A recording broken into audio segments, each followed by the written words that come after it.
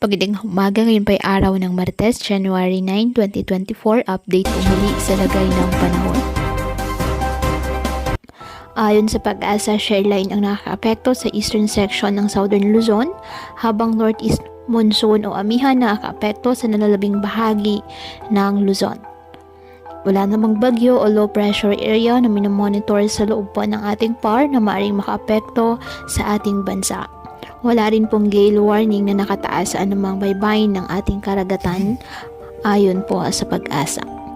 Ngayong araw ang Bicol Region, Northern Samar, Quezon, Dinagat Island, Surigao del Norte at Surigao del Sur, asahan na maulap na halangitan na may kalat-kalat na pag-ulan at thunderstorms dahil sa shear line at easterlies. Ang Metro Manila at nalalabing bahagi ng Luzon, bahagyang maulap hanggang sa maulap na halangitan with isolated light rains dahil pa rin po sa amihan.